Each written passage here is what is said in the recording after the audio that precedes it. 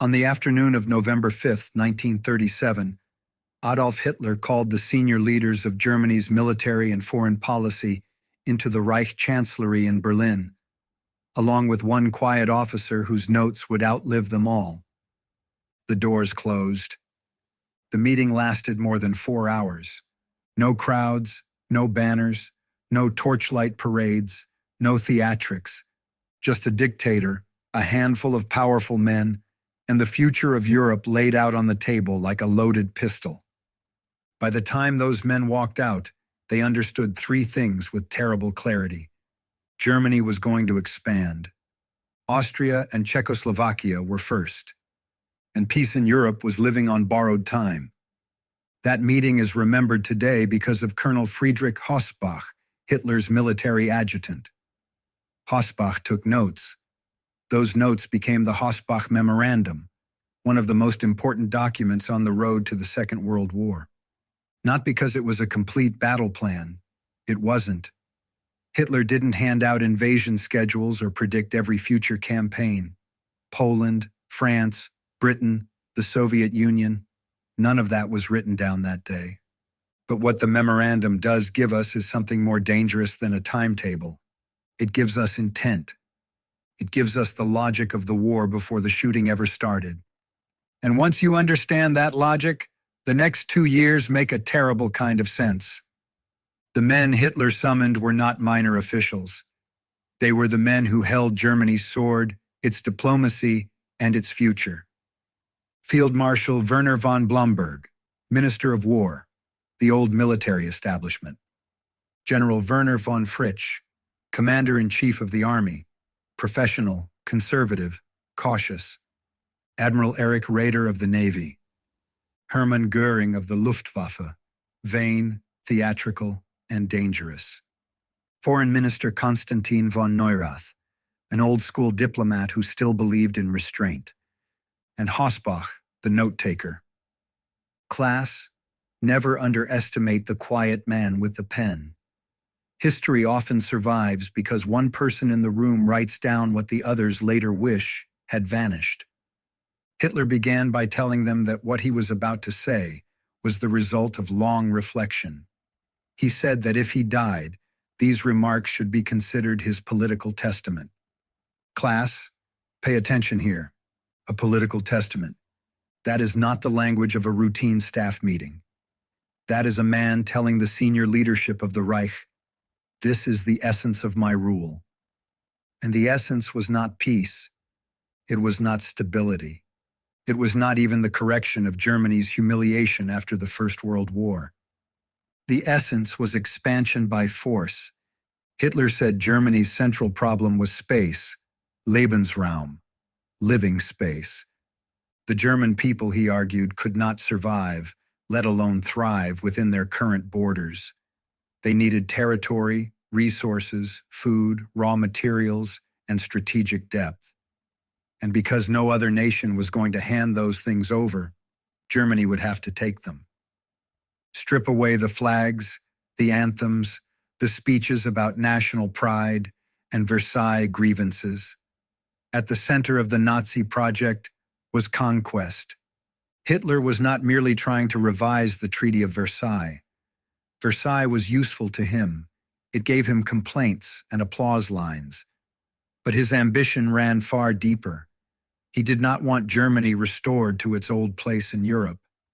He wanted Europe reordered around German power. And in November 1937, he told the men who would have to carry it out. The first targets were Austria and Czechoslovakia. Austria was the easier case, German-speaking, strategically valuable. Hitler had been born there.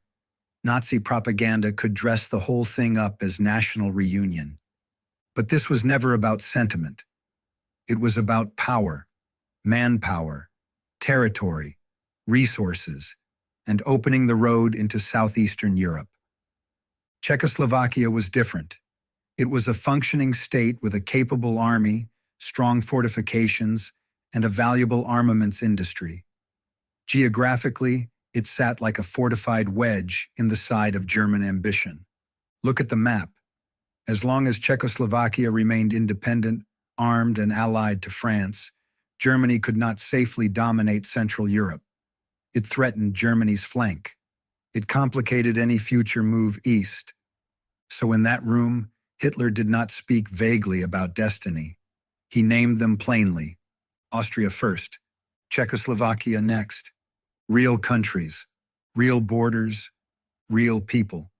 The question, he said, was not whether Germany should act. The question was when.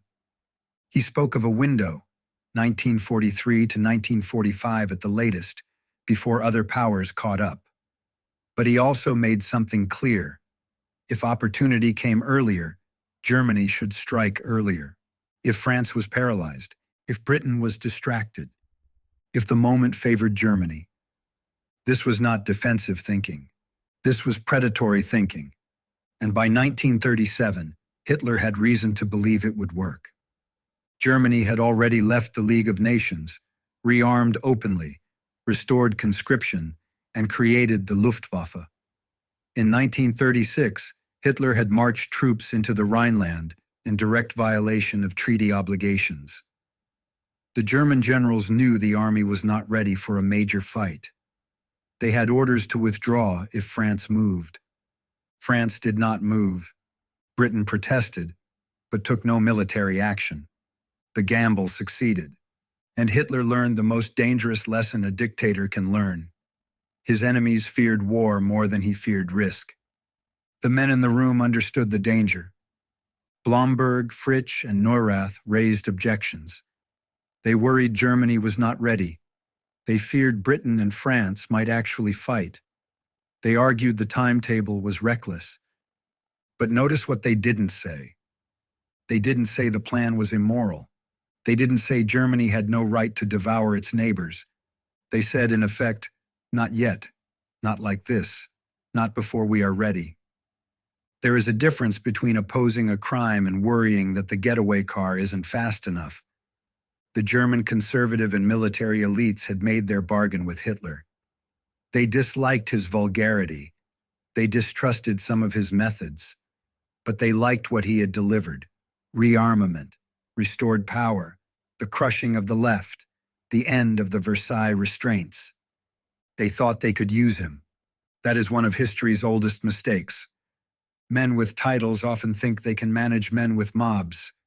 They usually discover the truth too late. After the meeting, some of them were shaken. Neurath was disturbed. Fritsch had grave concerns. General Ludwig Beck later became one of the sharpest internal critics. But concern is not resistance. They talked, they warned, they drafted memoranda. They hoped to influence him. They stayed inside the system. I've seen this pattern before in collapsing governments. Men of status often mistake private anxiety for public action. They believe that because they objected in the right tone, in the right room, to the right colleague, they have done their duty. They haven't. History is not shaped by those who worry. It is shaped by those who decide. Hitler made his decision clear. The others failed to make theirs. Within months, the hesitant old guard was broken. Blomberg fell first, destroyed by the scandal we covered in the last class. With Fritsch, who was framed with a false accusation of homosexuality. Neurath was pushed aside for the more aggressive Ribbentrop. And then Hitler made the decisive move. He abolished the old war ministry and took direct command of the armed forces himself. Before this, the old elite still imagined they could restrain him. After this, the chain of command bent more directly toward Hitler's will. The road opened. 4 months later, in March 1938, German troops marched into Austria, the Anschluss. 6 months after that came Munich, where Britain and France handed over the Sudetenland, hoping it would satisfy Hitler. It did not. In March 1939, he occupied the Czech lands, Bohemia and Moravia, and turned Slovakia into a dependent state. And in September 1939, German troops crossed into Poland. Each successful gamble confirmed the lesson Hitler had learned: threaten boldly enough, and Europe would retreat. The war the men in that room had quietly worried about had arrived. Let me be clear. The Hossbach meeting did not mechanically cause every event that followed. History is not a row of dominoes arranged by a clerk. There were choices, miscalculations, failed deterrents, and moments when different decisions might have changed the pace. But the memorandum shows us something more important than any single battle plan. It shows Hitler, in private, telling the men responsible for Germany's military and diplomacy that Germany's future required expansion by force. They knew enough, not everything, but enough. They knew Austria and Czechoslovakia were in danger. They knew Hitler believed force would decide the future. They knew the peace of Europe was not a principle to him. It was an obstacle, a calculation, a temporary condition. And they stayed in the room.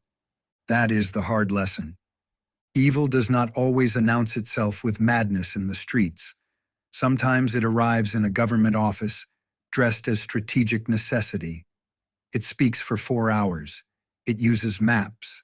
It discusses resources, timing, borders, and risk. And respectable, educated, decorated men sit there and ask whether the timing is convenient. That does not make them innocent. It makes them useful. The Hossbach meeting is important because it shows the moment when the direction became unmistakable. Hitler decided. The others worried. And worry was not resistance. So when someone asks where the Second World War began, you can give the official answer. September 1st, 1939, Poland, dawn, German guns. But there is another answer, a quieter one. It began in a closed room in Berlin, at 4:15 on a November afternoon, with a dictator explaining that peace was temporary, conquest was necessary, and the first victims had already been chosen. And the men who heard him, the men who might have done something, remained in their chairs. That's enough for today, class.